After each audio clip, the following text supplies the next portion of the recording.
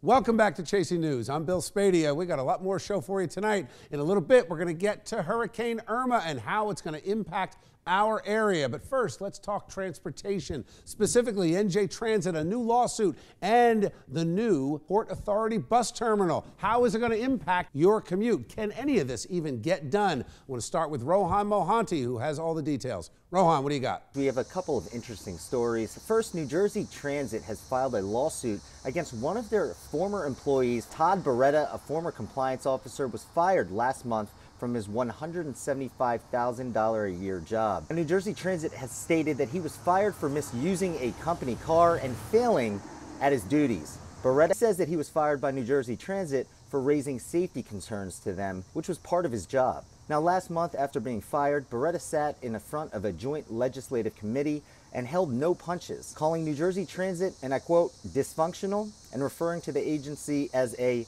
runaway train. Now, I spoke with Democratic Assemblyman John McKeon for his reaction via telephone. I'm disappointed that that's how they chose to react. You know, at the end of the day, whatever personal issues they are averring that Mr. Beretta may have had with using his car in an unauthorized way, most of what he had to testify to had verifiable memorandums. The FRA, the Federal Labor Department have all confirmed the things that he testified to have occurred. So their concentration shouldn't be on a 30-page lawsuit that might have a chilling effect on others who want to blow the whistle.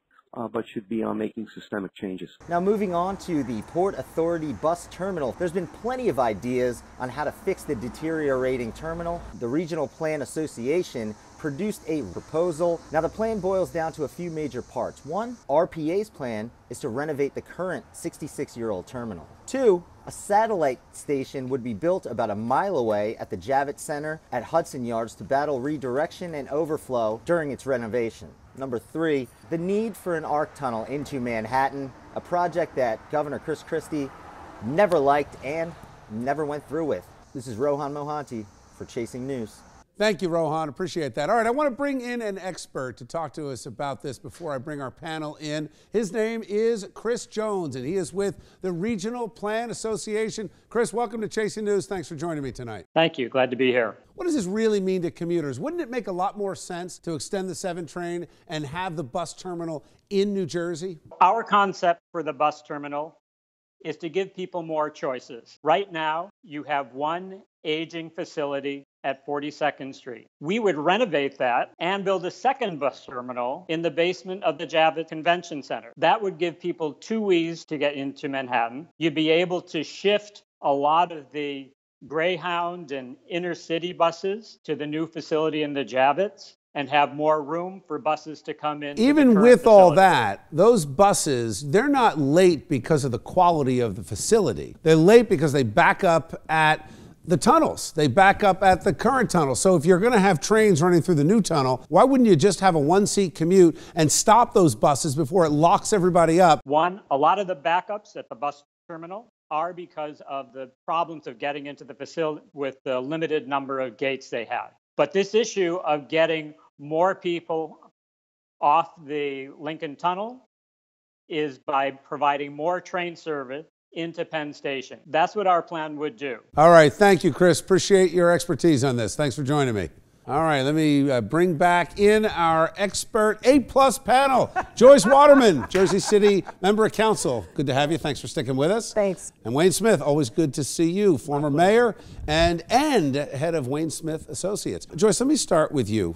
You've certainly got a lot of your constituents and residents in Jersey City heading into Manhattan. I hear these plans, and I think this is just about a new renovation or renewal in Manhattan, and is not going to help your constituents, not going to help people alleviate the problem of the real commute getting into New York. What do you think? I agree. You know, I wish they would consider having the tunnel in Jersey City. I really do, because we do have a huge amount of people trying to get into New York, which is a problem. And so when they sat down and did their plans, they should have came over to Jersey City and had a conversation with us to see how we can make it work. Were you ever asked by any of the planners? Never.